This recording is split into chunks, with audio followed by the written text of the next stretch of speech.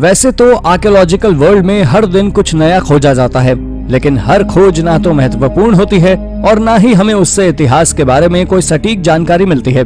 इसलिए हर archaeological discovery के बारे में आप पढ़ नहीं सकते हैं। तो आज की इस वीडियो में हम आपके लिए लेकर आए हैं हाल ही में हुई 10 इनक्रेडिबल डिस्कवरीज। तो चलिए शुरू करते हैं आज की इस वीडियो को। Number 9, Roman chariot. इटली में पुरातत्वविदों ने 79 बीसी में ज्वालामुखी विस्फोट में दफन शहर पोम्पई के बाहर एक विला से एक प्राचीन रोमन सेरेमोनियल गाड़ी को खोज निकाला है। लोहे, कांसे और टिन से बनी लगभग पूरी तरह से संरक्षित 4 पहिया गाड़ी प्राचीन पोम्पई की दीवारों से लगभग 700 मीटर उत्तर की ओर सिविता गियोलियाना में एक प्राचीन विला के पास मिली है। आर्कियोलॉजिस्ट का कहना है कि इस चैरियट का इस्तेमाल किसी विशेष उत्सव या समारोह के दौरान किया जाता था। 79 बीसी में यह जगह माउंट वेसुवियस के इरप्शन से नष्ट हो गई थी। उस समय यहाँ लगभग 13,000 लोग रहा करते थे। इस ज्वालामुखी विस्फोट से पूरा शहर गर्म लावे और राख की चपेट में आकर खत्म हो गया था। इस विस्फोट में 2000 से 15,000 लोग मारे गए थे। हिस्टोरियंस का कहना है कि ये चैरियट इसलिए सही सलामत था क्योंकि इमारत ढहने और छत गिरने से ये पूरी तरह कवर हो गया था। नंबर 8, मायान स्टेयरवे हायरोग्लिफिक्स।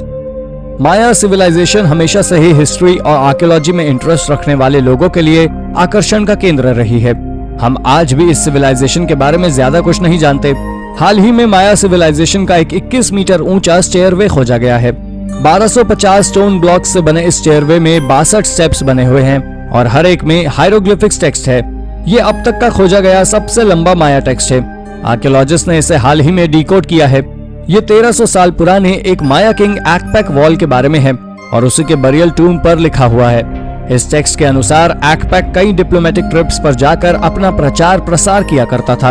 अजीब बात यह है कि किंग के शरीर के अवशेषों से उसे हार्ट डिजीज और डेंटल प्रॉब्लम्स होने के संकेत मिले हैं। इसके अलावा उसे बचपन में ही कुपोषण की शिकायत भी रही होगी। चूंकि एक्पैक राजा का ही बेटा था, ऐसे में उसका मैल न्यूट्रिशन होना आर्कियोलॉजिस्ट को भी समझ नहीं आ रहा है। Number 7, oldest wooden statues. Shigir idol के नाम से जाने वाले इस वुडन स्टैचू 1790 में रूस में खोजा गया था। इस स्टैचू की लंबाई लगभग 5 मीटर है। इसे जियोमेट्रिक मोटिव्स और कई ह्यूमन फेसेस से डेकोरेट किया गया है। 2018 की स्टडी में साइंटिस्ट ने बताया कि ये स्टैचू लगभग 11.5 साल पुराना है, पर दोबारा से एग्जामिन करने पर साइंटिस्ट ने नोटिस किया कि लगभग 120 साल पहले क्ले और वैक्स की मदद से इसे रिपेयर किया गया है और इसलिए इसकी एज कम नजर आती है। और दोबारा से टेस्ट करने पर पता चला कि यह स्टैचू लगभग 12,250 साल पुराना है।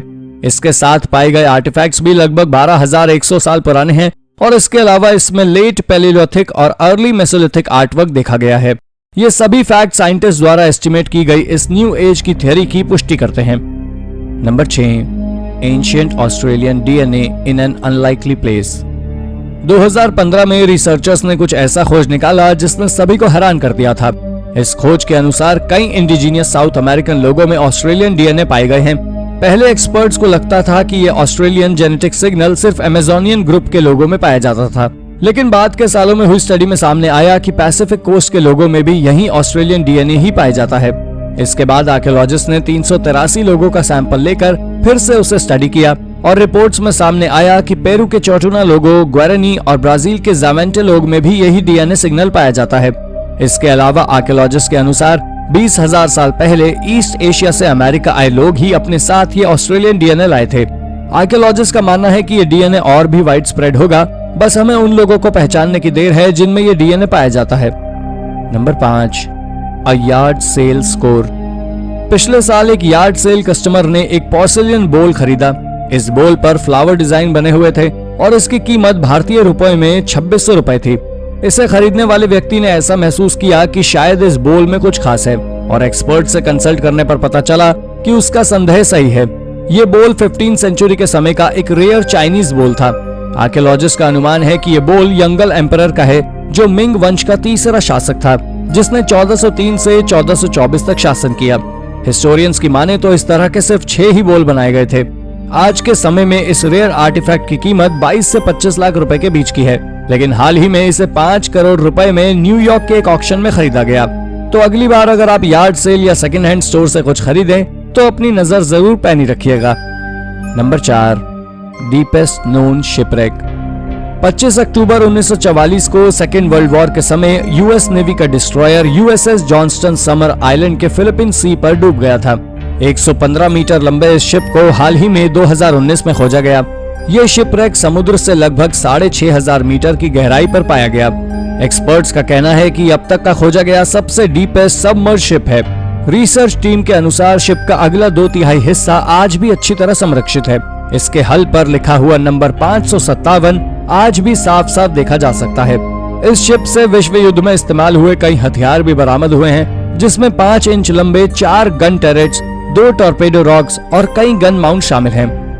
Number 3, who were the habits. इन्हें ये नाम हॉबिट्स इसलिए दिया गया था क्योंकि आज के समय के इंसानों की तुलना में इनके स्टेरियोस काफी छोटे थे। लेकिन ये हॉबिट्स थे कौन? असल में ये अर्ली ह्यूमंस की ही 2 प्रजातियां होमो फ्लोरेसिनेसिस और होमो ल्यूजियोनेसिस है, जो कई साल पहले विलुप्त हो चुकी हैं। साइंटिस्ट का मानना था कि ये होमो सेपियन से ज्यादा रिलेट नहीं करते, लेकिन हाल ही में हुई एक स्टडी में सामने आया कि ह्यूमन फैमिली ट्री में हॉबिट्स होमो सेपियंस के काफी करीबी थे, क्योंकि ये स्पीशीज डेनिसोविन्स के साथ इंटरब्रीडिंग से उत्पन्न हुई थी। आज के समय में साउथ ईस्ट एशिया में रह रहे लोगों में डेनिसोविन डीएनए की बहुत अधिक मात्रा पाई जाती है, लेकिन हैरानी की बात यह है कि इस एरिया में डेनिसोविन्स के अवशेष नहीं पाए गए और इसीलिए वैज्ञानिकों का अनुमान है हॉबिट्स की ये दोनों स्पीशीज सदर्न हिस्से में रहा करती होंगी। रिसर्चर्स का यह भी कहना है कि ये दोनों हॉबिट स्पीशीज लगभग 50 से 70 हजार साल पहले विलुप्त हो गई थी, इसलिए ऐसा संभव ही नहीं है कि इन्होंने डेनिसोविन्स के साथ इंटरब्रीड किया हो। इन सभी थियरीज ने वैज्ञानिकों को भी कंफ्यूज कर दिया है कि हॉबिट्स को ह्यूमन फैमिली ट्री में कहां रखना है। Number 2, Teotihuacan discovery. हमारी इस लिस्ट में अगला नाम टिओटिहुएकन का है।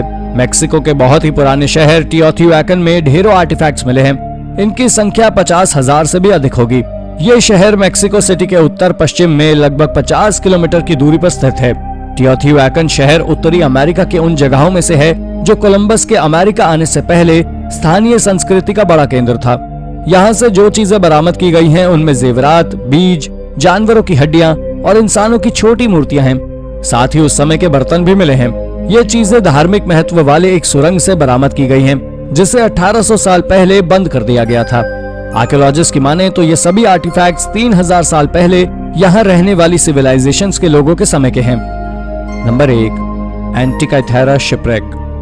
ग्रीस के कोस्ट पर खोजा गया एंटिकाइथेरा नाम का ये शिपरेक एंशिएंट वर्ल्ड का सबसे फेमस शिपरेक है। इस शिपरेक का नाम एंटिकाइथेरा उस आइलैंड के नाम पर दिया गया है जिस पर इसे खोजा गया है।